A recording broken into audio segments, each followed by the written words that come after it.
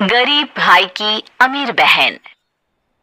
किशोर और पिद्दी दो भाई बहन थे। पिद्दी बहुत खर्चीले स्वभाव की थी।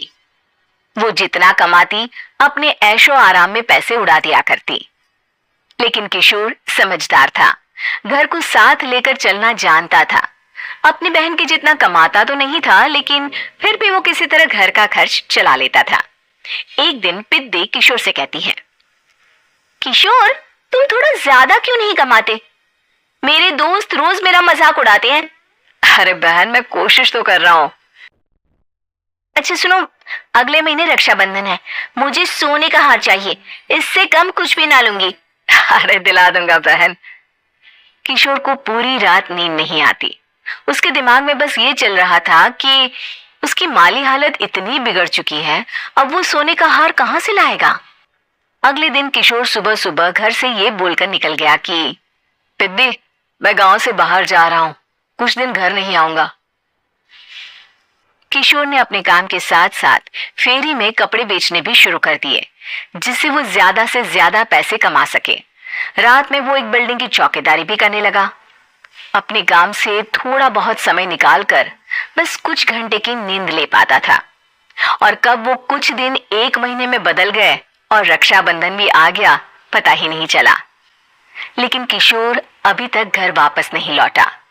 जहां वो काम करता था, पिद्दी के नाम का गुल्लक रखा हुआ था।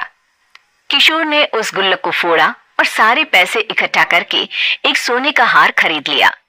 घर में पिद्दी किशोर का इंतजार कर रही थी। तभी किशोर आता है। कहाँ चले गए थे? 4 दिन का कहा था और 1 महीने से पता नहीं कहाँ गायब हो गए थे। मैंने बस एक हार मांगा था और तुमने तो घर ही छोड़ दिया। अरे मुझे थोड़ा काम मिल गया था। कुछ नहीं, सब समझती हूँ, बहाने थे तुम्हारे। अपनी बहन के लिए इतना भी नहीं कर सकते, कैसे भाई हो? चलो यहाँ बैठो, राखी बांधती हूँ। पिद्दी ने किशोर को राखी बांधी। वैसे ही किशोर ने अपनी बहन के हाथ में सोने का हार रख दिया। उसकी खुशी का कोई ठिकाना नहीं था।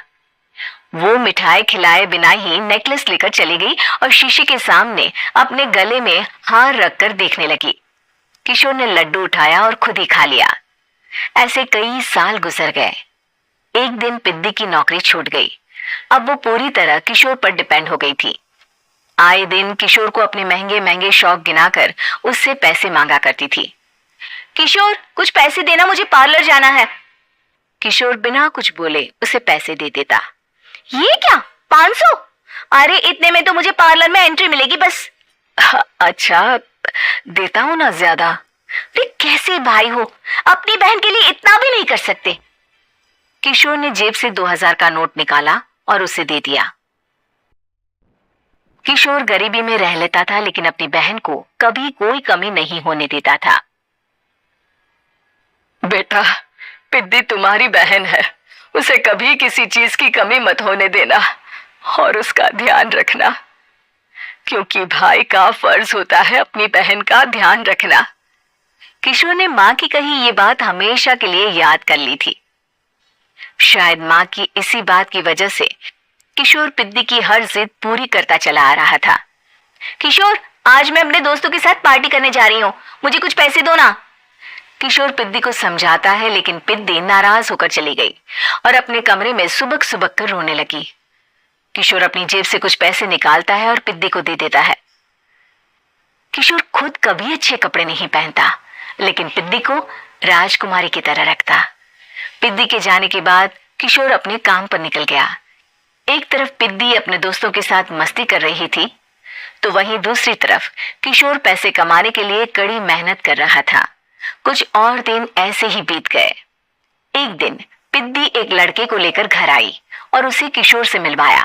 किशोर, मुझे इस लड़के से शादी करनी है, लेकिन इनके मम्मी पापा बोल रहे हैं कि उनको दहेज में एक कार चाहिए, तभी वो मेरा और पंकज का रिश्ता कबूल करेंगे। लेकिन बहन, कार खरीदना कोई सब्जी खरीदने के बराबर तो नहीं है। अरे कैसे भाई हो तुम, अपनी बहन के लिए इतना नहीं कर सकते? देखो, मैं ज्यादा इंतजार नहीं कर सकती, तुम्हें 1 साल में मेरे लिए कार खरीदनी ही होगी। अच्छा पंकज, एक काम करो, कल तुम अपने माता पिता को घर बुला लो, मैं उनसे तुम्हारे और पिद्दी के रिश्ते की बात कर लेता हूँ। अगले दिन किशोर के छोटे से घर में पंकज और उसके माता पिता आते हैं। बेटा, तुम्हारी बहन ने हमारी शर्त तो बता ही दी होगी। जी। बेटा, तुम तो इतने छोटे घर में रहते हो, दहेज कहाँ से लाओगे? मैं अपनी बहन की खुशी के लिए सब कुछ कर सकता हूँ। पंकज और पिद्दी का रिश्ता तय हो जाता है। किशोर अब अपनी क्षमता से 4 गुना ज्यादा काम करने लगता है। सुबह सबके घरों में न्यूज़पेपर फेंकता, दिन में मजदूरी करता और रात में चौकीदारी करता। खूब मेहनत करके किशोर ने अपनी बहन की शादी के लिए पैसे जुटा लिए।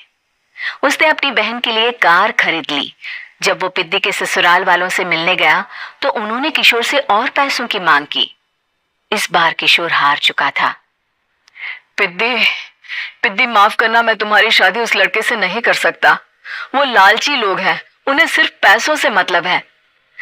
देखो किशोर, मैं पंकज से ही शादी करूंगी। क्योंकि पिद्दी ने तो किशोर की बात न मानने की जैसे कसम खा रखी थी। किशोर ने पंकज को घर बुलाया। पंकज, तुम अपने माता पिता को समझाते क्यों नहीं हो? भैया, वो हमारी शादी के लिए मान गए, मेरे लिए तो यही बहुत बड़ी बात है। हम एक काम कर सकते हैं, दहेज की रकम में से कुछ पैसे मैं आपको दे देता हूँ। अरे लेकिन समाज वाले क्या कहेंगे? अरे जब दुनिया को पता चलेगा तब ना। अच्छा, कुछ पैसे मैं अपने मालिक से कर्ज में ले लेता हूँ। कुछ पैसे पंकज देता है, कुछ वो कर्जा लेता है और अपनी उम्र भर की कमाई वो अपनी बहन की शादी में लगा देता है। आखिर में पंकज और पिद्दी की शादी हो जाती है। पिद्दी की विदाई के बाद किशोर बिल्कुल अकेला पड़ जाता है। अब उसका कमाने में भी मन नहीं लगता। उधारी वाले रोज घर में आकर बैठ जाते हैं। अरे किशोर, अब तो पिद्दी की शादी को 5 साल हो गए, अब तो हमारा पैसा लौटा दो। चाचा, पिद्दी के जाने के बाद किसी भी काम में मन नहीं लगता। अरे तो हमारा पैसा कैसे वापस मिलेगा? जी, कुछ करता हूं मैं। किशोर के ऊपर बहुत सा कर्जा चढ़ गया था, इसलिए उसने तय किया कि वो ये घर बेचकर सबके पैसे लौटा देगा। अगली सुबह शहर के किसी साहूकार को उसने अपना घर बेच दिया और सबके पैसे लौटा के वो गांव छोड़कर चला गया।